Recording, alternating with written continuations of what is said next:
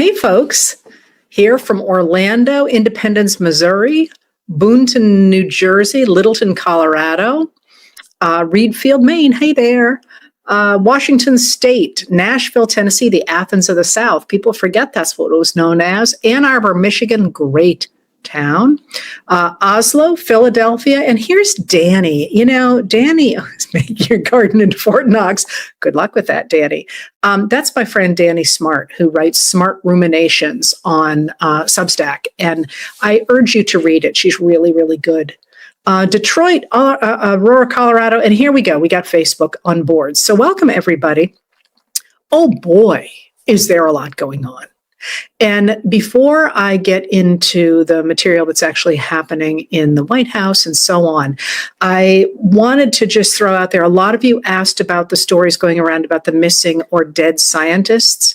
And I would urge you to take that with a really, really major grain of salt. You know, I am not an investigative person myself, but from what I'm reading, it sounds like one of those ways in which people are trying to make sense of their world, especially from something, you know, this idea that there's something nefarious out there because so much is confusing and going on out there. And people have compared it to the stories about the curse of King Tutankhamun's tomb when that was opened. He had similar stories of scientists and the people who were responsible for going into that tomb dying in unusual numbers and so on. And just statistically, that wasn't true at all. And the same as usually, not always, but usually true when you hear stories of there being an unusual cluster of deaths geographically, for example. Usually it's well within statistical norms. And so on that one, I don't think I'd lose a lot of sleep over it. Now, I absolutely could be wrong. Like I say, I'm not an investigative journalist, but the patterns are very, very similar to what we usually see in a time like this. So I'd take that one with a little bit of a grain of salt. But it's important to recognize that often that frustration that shows in conspiracy theories is a reflection, obviously, of society. And the other great conspiracy theory we have had in the last few days is the idea that what happened at the Washington Hilton with the White House Correspondents' Dinner on Saturday was staged. And I'm going to put that in air quotes without actually giving you the air quotes. And what's interesting about that is multifold. First of all, the fact that many media outlets are calling it a shooting is really interesting because, of course, there wasn't a shooting that we know of except potentially from the agents. That is, it appears that shots were fired, but they were fired at the perpetrator who ran through the magnetometers, and that it does not appear anyway from the Department of Justice's court filings so far, which I'm reading really closely. They're going out of their way not to say who actually fired the shot that appears to have ended up, at least a fragment of a shot, in the vest, the bulletproof vest of the Secret Service agent who was there. So the fact that people are calling this a shooting and talking about an assassination attempt is just not accurate. It's interesting that we have gotten there, and this shows the power of repetition, the power of hearing something again and again and again. So people just automatically throw down the word. They keep calling the perpetrator a shooter. It's not clear he was a shooter. He was armed with a shotgun, he was armed with knives, and he was armed with one other type of a gun, but he was also running. And it's not clear at all that he actually fired any shots. So there was a spent cartridge in the shotgun he was carrying, but they can't seem to find any evidence that there was a shotgun cartridge fired. So who knows where that's going to go? But what that has done, interestingly enough, is that event has become sort of a blank slate. People are writing on it whatever they want to see. And what's really dramatic on that is the degree to which the administration and supporters of the administration have tried to say that what they are calling an assassination attempt is the fault of those people who are speaking out against this administration. And that's a really hard lift because, in fact, the people who are speaking out against this administration, people like me, are actually pretty clear we are not advocating violence. While Trump, on the other hand, has called for, executions and so on. And it's just not flying this time. And I think that's significant because to me, what that ballroom incident really reflects, when I think about it, is after Trump took office in his first term, his insistence that his inauguration audience was bigger than that of Barack Obama's, which you could see was not true. I mean, you didn't have to be somebody out there with, a clicker to see that he was lying, that was not true. And if you remember, they kept sending Sean Spicer out there to insist that it was true. And, this constant repetition that he had to have the biggest inaugural crowd ever. And that was not just his thin skin talking, that was an attempt of a budding authoritarian to force people to accept as truth things that were not true. And if you remember, there was some pushback on that, and people are like, "Why are you lying?" And even laughing at him, and they kept with a straight face insisting that. And the reason for that is that this is how authoritarians assert their authority over a population, to say things that are not true, that everybody knows are not true, but that people don't speak up against because they're not willing to put their necks out. And that, to me, is one of the major points of what is going on with this attempt to call this an assassination attempt and to insist that it's the Democrats and the opponents of the administration, who, by the way, are reaching far beyond the Democrats. Independents are against Trump, and even a significant number of Republicans are. New poll today had him at 32%. We're into new hatred territory here for any American president. So what they're trying to do is to demonize the vast majority of Americans as enemies of the state, and that's obviously an incredibly dangerous thing for those people on this side of the equation. But it's also, I think, operating from an extraordinary position of weakness. And let me tell you what I mean by that. So the thing about the ballroom is there's a lot of stuff going on. The money is not okay there. There's funny stuff going on. And Trump seems to have fixated on the ballroom for a number of reasons. And one of them, I think, is that he desperately, desperately, desperately needs to reassert his authority over the United States and over the Congress. And certainly members of Congress, the Republican members of Congress, sort of jumped to attention and yesterday produced bills or arguments for bills that would build the ballroom and the American people would pay for it. Remember, all the time you kept hearing that this was going to be paid for by private money and so on, and lots of people put money into the ballroom. And now they're saying, well, we're actually going to use taxpayer money for that. And that is the fact that he got Republican members of Congress to jump up and say, okay, we'll do this for you, is significant. It is politically significant that they are willing to go out on this limb with him. And in the Senate, that move is being led by Lindsey Graham of South Carolina, the Republican of South Carolina.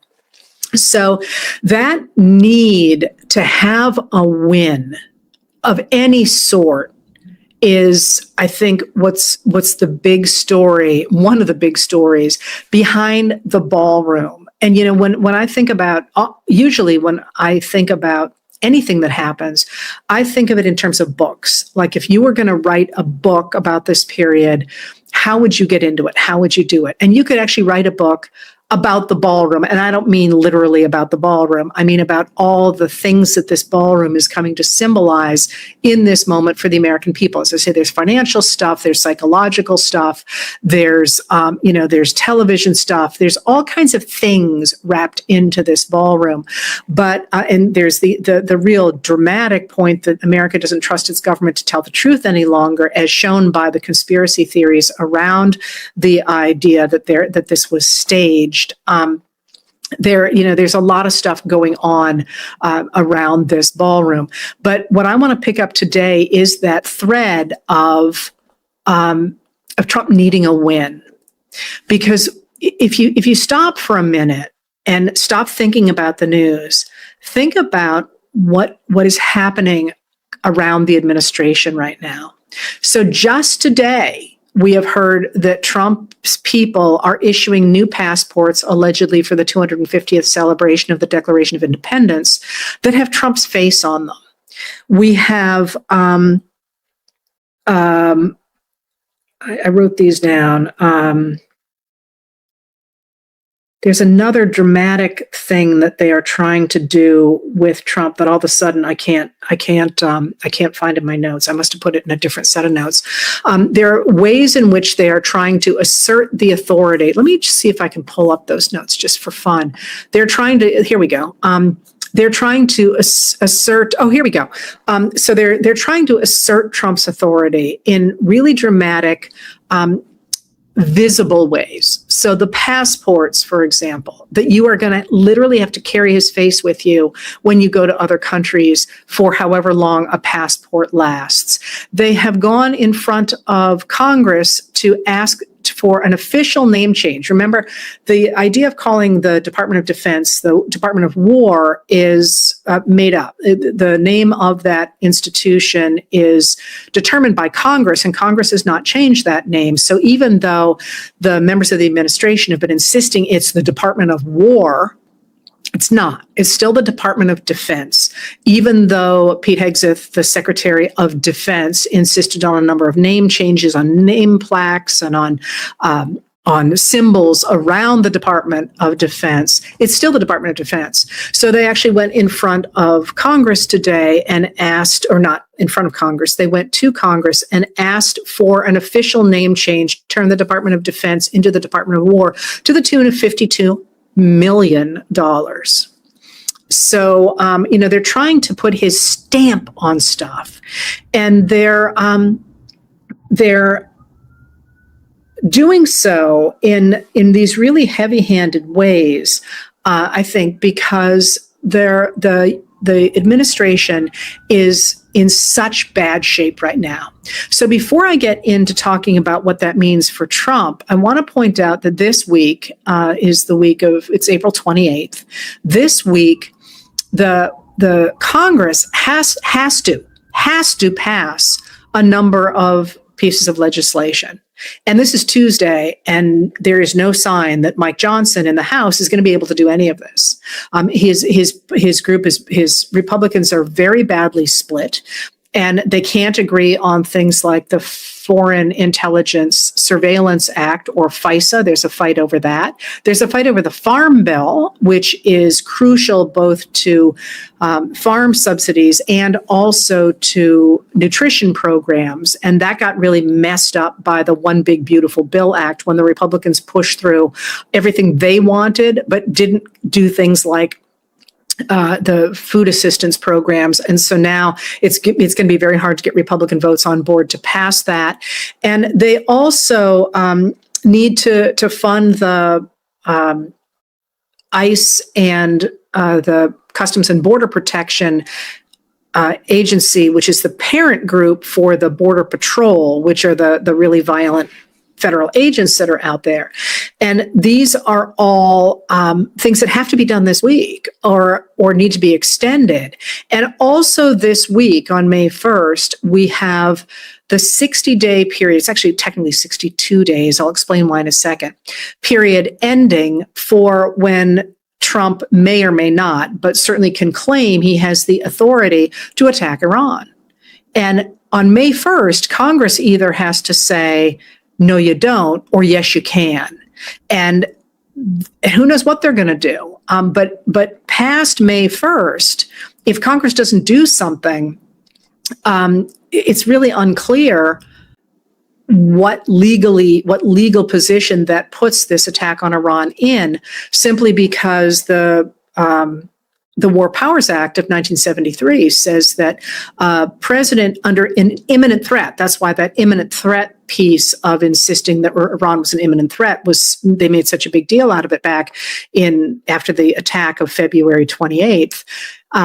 If the president determines there is an imminent threat to the United States, he doesn't have to go to Congress for a war authorization or a authorization for military force. He can simply say, I'm going to do it, but then he's got 2 days to tell Congress in writing that he has done so, and then 60 days of running room, if you will, during which he can operate until after the 60 days is up. He must either have authorization from Congress or he has to stop. The law says that. And so that's happening on May 1st. And this is something else that the Republicans are deeply conflicted over. This war is enormously unpopular, and yet they don't want to stand up to Trump. So all of those things are going on in Congress. And these are not small things. These are major, major bills. And there's currently no sign that the House of Representatives can do anything, because Mike Johnson has no control or very little control over the Republicans in the Congress. So this is recently I called it Mike Johnson's very bad, no good, horrible week, because he's got to do this and he can't. And where this is going to go, I have no idea, because what do you do if you can't pass these bills and they have to be passed? I mean, this is a real problem, but it doesn't speak well for the Republican Party. And so in addition to that, when I say Trump's in real trouble, Iran, he got into this war clearly buying into the argument of Benjamin Netanyahu, the prime minister of Israel, that it would be quick, that it would be easy, and that the Iranian people were going to rise up and overthrow their government. And as people have pointed out, Netanyahu made that argument to the previous presidents all the way back to George W. Bush. I'm sorry, back to Clinton. And they all said, not happening. We don't believe you. And Trump was the only one to think that this might actually work. So he went along with it, but did not clearly anticipate what the whole rest of the world did. And that is the fact that Iran could then close the Strait of Hormuz. And once that strait was closed, with its 20% of world oil passing through it, we have just this vice grip on the world economy. And that you're already seeing prices rise at the pumps, but what we haven't really seen yet is what's going to happen when the oil that has been stockpiled in places runs out. Because that's what's happening right now is countries are using the oil that they had stockpiled. Paul Krugman, the economist, was very good on this morning. They're using the oil that they've stockpiled, but that's finite. So we're looking at a real problem here. And what we're seeing is Iran being able to negotiate with other countries, and Iran being able to command control over that strait. And they have come to Trump and they have made an offer and said, we'll open the strait, sure, but you have to stop your blockade of Iranian ports. And we'll talk about the nuclear stuff later. And of course, that's everything they wanted and nothing that Trump wanted. And I'm being careful to say Trump there, because the U.S. actually had most of what it wanted under the joint plan, the Joint Comprehensive Plan of Action, the JCPOA, of 2015 under Barack Obama, that was negotiated between the U.S. and China and the UK and France and a number of countries and Iran to stop their nuclear enrichment, and in exchange for the unfreezing of some of their frozen assets in other countries. Trump ripped that up in 2018, and Iran immediately began, not immediately, it was in about a year, began to enrich nuclear fuel again. And now, basically we're trying to get back even to something like that, but it's really not going to be easy. And so today Trump said he wasn't going to agree to what Iran has asked for. But Iran is also saying, we're not going to negotiate with you because you're untrustworthy. And that's been very clear. So it's not at all clear what Trump can do. And today you had a new wrinkle in this, in which insurers in London, by which they essentially mean Lloyd's of London, which underwrites virtually everything in the world, said that it would not insure ships going through the straits unless they had an agreement with the Iranians controlling the strait. So that as well basically gives Iran more power to control that strait. So how Trump is going to get out of this is completely unclear. I mean, basically, I think he's going to declare victory. But even the Chancellor of Germany today said, or maybe it was yesterday, said, basically Iran is just humiliating the U.S. at this point, because, Trump's got nowhere to move. And I think it's worth remembering that Trump also continues to have a huge number of U.S. troops in the region. So it is possible he's going to decide he's just going to have a temper tantrum and decide to start bombing everything again, and that's what he's threatening.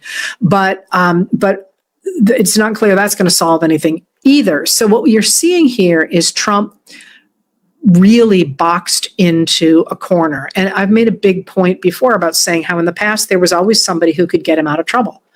His father, the CFO, the chief financial officer of the Trump organization, Alan Weisselberg, the members of his cabinet or of his staff in his first term who would divert him from making stupid mistakes, take papers off his desk, and so on. He's gotten rid of all those people. And now he's got Pete Hegseth, for example, who certainly believes he's engaged in a holy war. And he doesn't really have anybody else who can save him. And he sort of feels like he's been begging other countries to save him, and they have said this is not our problem, and we're not going to put our people and our military at risk to get your tail out of the crack that you have put it in. So he's facing that, and I think this is one of the reasons that he is so desperate for any kind of a win. And you can see with this real lashing out, a real attempt to reassert what he considers his power. So you saw today, for example, the fact that the Department of Justice has indicted James Comey, the former director of the FBI, again, this time for posting on Instagram a photograph of, or an image of a photograph of seashells outlining 8647, which was going around for a while, 8647. 86 is a term from the food service industry. When you don't have something, you say it's 86. You 86 it. So you can't put it out any longer. It has gone into slang to say you throw it out. But 8647 went around for a while as the idea of throwing out Donald Trump. And the DOJ is trying to make the accusation that by sharing this image, the former director of the FBI was calling for Trump's assassination. And this is just such a huge stretch. It's laughable. It's really, again, just sort of this lashing out of trying to hurt other people. And you're seeing more and more of this coming out of the White House. You also saw late last night, I don't know which side of the 12 midnight cutoff it hit, because I didn't write last night, but you saw the Department of Justice trying to get rid of the injunction that the judge put forward to stop the construction of the ballroom, and saying, they tried to get rid of that by saying, this is ridiculous. He's endangering Trump's life. And the motion to dissolve the injunction was just laughable. It was just a Trump rant. And you're seeing more and more of these Trump rants and more of this really unhinged behavior. And I think you're going to see more and more of that as the walls close in. And when I say the walls are closing in, I want to start with the posting of the official White House social media account on X that had a picture of King Charles III, who is here visiting from the United Kingdom, and Donald Trump. And the caption for that in capital letters was "Two Kings." Well, of course, the whole point of the United States of America is that we rejected a monarchy. And you could sort of feel, I think, the sort of edgelord tone of some of the people doing Trump's social media, but it was tone deaf in this moment, and it felt like a pathetic claim to say, I'm the king of my country the same way you're the king of your country. And in fact, nobody's buying that. And so you saw that, but it was interesting that he did that because it came right after King Charles III addressed Congress. And that's rare for a monarch to address Congress. His mother did it, Queen Elizabeth II, maybe. I don't remember. I'm not great on the monarchy. Addressed Congress, I think in 1991, but don't quote me on that one. And he is now the second to do it. But it was a really, really interesting speech. You can find a transcript of it online. Because in it, probably in language that Trump didn't understand, to be honest, there was a section of it that essentially defended America, defended the United States of America, and called for the protection of our international alliances and the protection of our checks and balances and the protection of the rule of law. And there's a piece in it, don't miss it if you decide to look at it. There's a piece in it where he talks about how the Supreme Court has quoted the Magna Carta, I think 120 times. I'm doing this off the top of my head. And that on its surface, that says something that Trump will really want to hear. Oh, goody gumdrops. We are just like England. We have this long history between us. And I'll talk more about Trump in a second. But what King Charles was doing there was something much deeper. And that's that if you know the Magna Carta of 1215, that's the first iteration of it. There's a couple more after that. But in that time period, what that does is it promises to the gentlemen at the time in England, not to everybody, but it establishes the principle that the people can check the king and that the king can't spend money without the approval of the people. So what it does is it's saying that the king has to answer to the people. And actually, it's a moment in which that is challenged in the 1600s that gives rise to the United States of America. That fight over whether or not the people can check the king is very much a part of the late 1500s, early 1600s in England. But that fight continues in the United States, and it's one of the things that gives rise to the American Revolution. And the idea, when we talk about taxation without representation, a lot of people, especially those on the right, turn that into, we don't want taxes. But that's not at all what they were saying. What they were saying was, we're cool with taxes because taxes are how you invest in yourselves, in your country. But what we're not cool with is in that case, the parliament. That's going to change at the beginning of 1776 to be just focusing on the king, which is an important shift. That's why Thomas Paine's common sense is so important. He's the one who says, stop talking about parliament, it's all the king. But what they're saying from about 1765 onward in the American colonies is that while they don't mind taxes, they do not want to be taxed without having a say in it. They don't want taxation without representation. They're fine with taxation, but not taxation without representation. And so when King Charles says, hey, your Supreme Court has talked about Magna Carta 120 times, he's not just saying, oh, cooly wooly, we share the same history. He's saying the principle that the people run the government is embedded in your history, and you ought to be listening to it. So he talks about checks and balances. He talks about the power of the people. He talks about international alliances. He talks a lot about NATO. And this is one of the reasons that people in Congress jump up and applaud. And a number of Republicans do that, as well as Democrats. Like I say, I'm not at all sure Trump caught that, but it was a fascinating and I think very important moment when the King Charles III stands up in the U.S. Congress and says, "Don't forget who you are. You are a representative democracy." I thought it was very moving, actually. And then he goes on. I was going to say something mean, and I'm not going to. And then he goes on to talk about how you must have these qualities in order to address the crises that are at hand.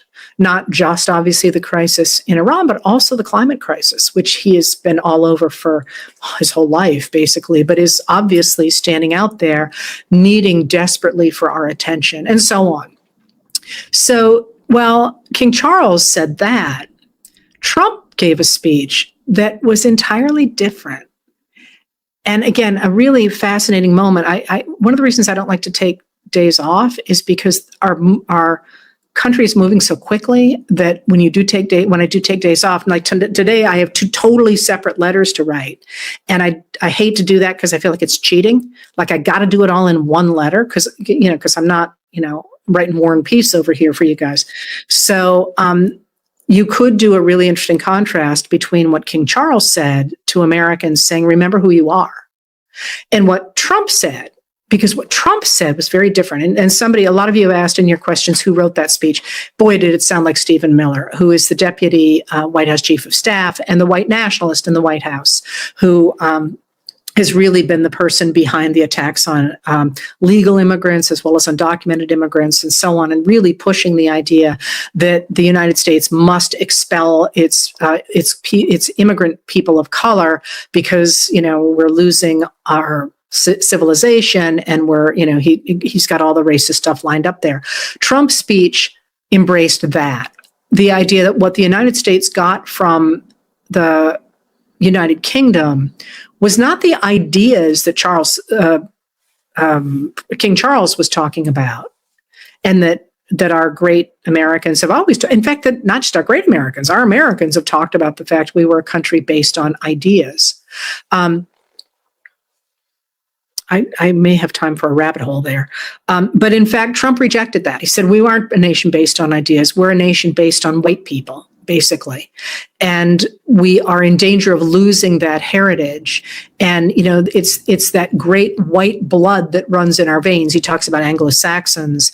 And that's what gives us this great history with the United Kingdom. And as Seth Kotler, who is a great follow on social media, if you are interested, he's a historian out west. I've never met him, but if he writes it, I read it. It's Seth Kotler, Sethcotlar.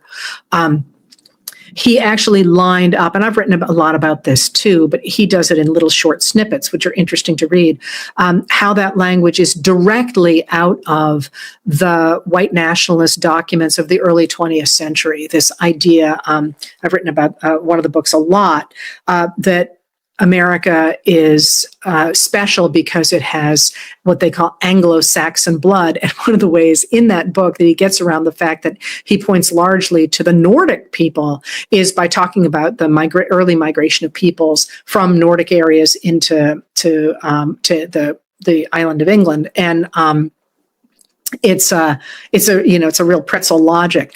But Trump actually did something, sort of basically rejected what the king was saying and said, no, we're basically the KKK over here. And that is, I think, an interesting contrast. But also, I will point out that we have had people in this body politic since the beginning who said, yeah, we basically want a white nationalist government of men. And that's actually never been popular. People tend to forget that, as I said, from the Confederacy, for example, the Confederacy was a minority of the American population, and those elite enslavers who called for an establishment of that slaveholding oligarchy only made up about 1% of the population. Now, they got a lot of people to go along with them for reasons that I'm not going to go into now, but this idea that somehow this is who Americans are is just wrong. At least it's been wrong historically. We had that rise again, of course, after the Civil War, and then again in the 1920s. And, it's been rising ever since the 1950s again, but it's never been particularly popular. So in that moment today, you had King Charles even isolating Trump. So in terms of things going wrong, you don't really want your BFF, or at least the person that Trump is trying to cozy up to right now, standing up in front of the Congress saying, move him off stage. So he's got that against him. But then I want to end with a different place. And that's, the other thing you saw in terms of them freaking out today was the Trump's FCC is again going after ABC for things that Jimmy Kimmel has said on stage. And it's like, really? We just did this. Dangerous for sure, but I think a sign of somebody who's crumbling. A presidency that's crumbling. But the other place to look, I think, and to really be thinking is at what's happening to those members of Orban's elite in Hungary who were recently turned out of office by more than 2/3 of the vote. Because the person who replaced them or will replace Orban as prime minister Magyar.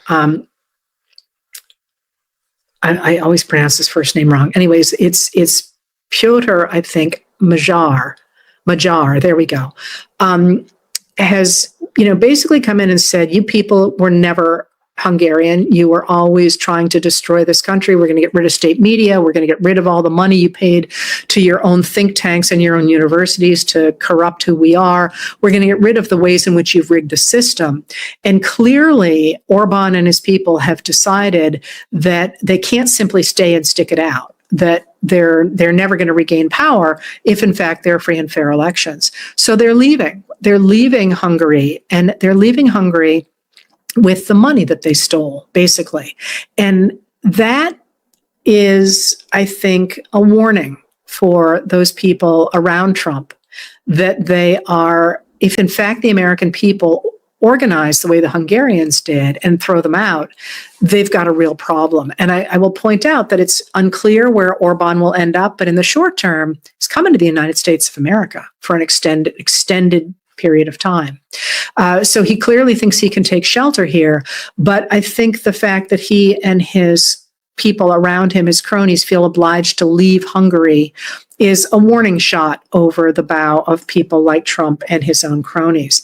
So in all of what's going on, the real attacks on the First Amendment, the real attacks on Comey, the weaponization of the Department of Justice, and so on, all the things that we saw in Hungary, if those things come to pass, we are indeed in very deep trouble. And the fact that a president of the United States would even try to do that suggests how completely unqualified he is for that position. But I do think that what you are seeing is flailing, that he is weakening. He's getting fewer and fewer people around him. His unpopularity is increasing. As oil runs out from stockpiles, you're going to see a really dramatic effect on the world economy. You're already seeing China releasing oil to other Asian countries because they don't have jet fuel for their planes. There's no way out of that for Trump. And he's going to behave more and more erratically. But for all that this is frightening, people are, in many of your comments are like, this is terrifying. Yes, of course it is terrifying in many ways. But it's also a sign, I think, that his power is slipping.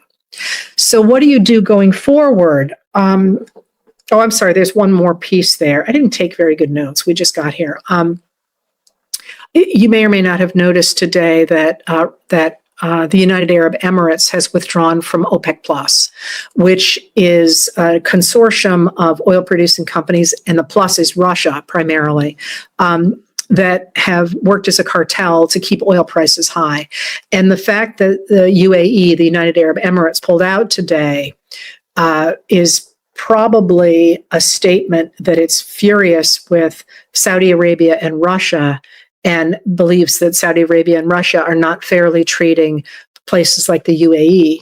And so they're not going to work with them any longer, at least for now. And that is, again, a blow to Russia, because Russia needs high oil prices in order to fund its war against Ukraine, which is right now, Ukraine's extraordinary drone production is coming online, and it's doing extraordinary damage to Russia. If you're interested in that, read the Institute for the Study of War, free online, and they have very short, good write-ups every day of what's happening in various conflicts around the world. So all of these things are mounting to a time of great chaos, but also to a time in which Trump is going to behave increasingly erratically, trying to turn us against each other, trying to stop what is increasingly appearing to be a juggernaut of the American people, saying, no, this is not the government we thought we were electing in 2024 for some people who voted for Trump, but for others simply saying, no, this is not American democracy. So what do you do? What you do is you continue to call your representatives and your Congress people, especially the Republicans. Tell them you don't want the Iran war. Tell them you want them to speak up against it. Somebody asked about the boundary waters. Trump did, in fact, sign that measure into law, so the boundary waters are at risk of having that mine open up outside the headwaters of the boundary waters. There will be legal challenges to that, although the company will start to dig as quickly as it possibly can. But call your members of Congress, especially the people who voted in favor of that, and say that you're against this, that you don't want them using that Congressional Review Act to take over our public lands. Speak up on all of these issues because it is building. We are building toward the midterm elections of November, and we need to pressure our Congress people to let them know we're not happy with them, and that if they are not going to honor their oaths, we are going to act as citizens to vote against them, to pressure them to vote in ways that are extraordinarily popular. By the way, nobody wants this ballroom. I mean, the fact that our members of Congress are getting behind the idea of this ballroom is laughable, considering the American people don't want it. They're not even trying to represent the American people any longer, and they need to be called out on it. So keep that pressure on. Pay close attention to local races as well, because you don't want to overlook Supreme Court races, for example, which are state Supreme Court races, which are happening at various times in the election cycle, and you don't want to miss, everything from the local elections on up matter, not just because you're changing the equation at home now, but also because you're building a bench for 20 years from now. And then good candidates later on should get their start at the school board level, or in the state legislature, or in local elected office, so that they're ready to hit the ground running for a seat in the U.S. Congress, a seat in the Senate, or moving into the cabinet, or moving into the governorship at the state level, and so on. And again, I urge people to get involved at that level. You're saying, a lot of people always talk about why I wouldn't run for office. And the simple fact of the matter is, I would run for office at the state level. I'd run for a local office, or I would run for an office in the state legislature, were I not so busy doing this. But this idea that somebody like me can just jump into a governorship or a senatorship, it's just wrong. You need to have some experience in that. And so now is the time for people to start working their way up through the system for the next 20 or 30 years, so that we've got that deep bench of people whom you trust, whose voices you trust. And by the way, I have not ever had the chance to talk about the downfall of Eric Swalwell and the man in Texas whose name I always forget. And now I think a woman in Florida who has resigned over an ethics investigation to her. These are good. This is good that these people feel pressure to step down because of ethics, because what that will do is the more people whose feet are sort of held to the fire for their ethics violations, the less likely that people will enter politics who have ethical compromises in their past, because they know they're going to get caught. And so now is the time to get involved at the local level, at the state level, at the national level. Keep that pressure going into the summer, because this is ultimately how we involve more people in a movement to protect American democracy. And again, I think a key piece of that is for people to feel empowered and to feel like this is a fun thing, a good thing to do, to be involved in your government and to care deeply about stuff, and to say, listen, I don't want my money to go into a ballroom or into painting the reflecting pool of the National Mall. I want my money to go into, and I'm going to make this up because this is my thing. You pick whatever you want.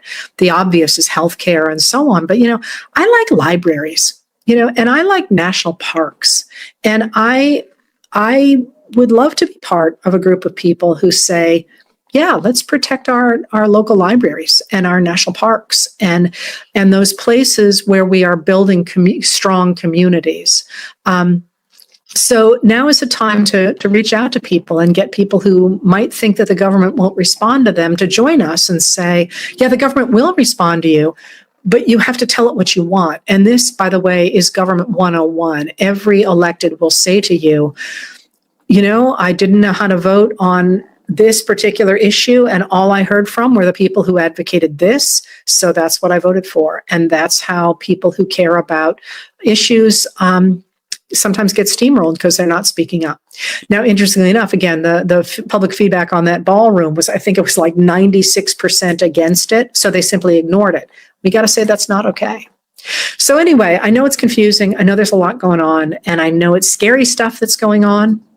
But remember that Trump and the people around him are bullies, and they're trying to get you to be afraid. And the last thing you want to do is give in to a bully, because once you do that, they know they can steamroll you. So, it's only the beginning of the problem if you start to hand over your lunch money. And I'm a big believer in standing up to bullies.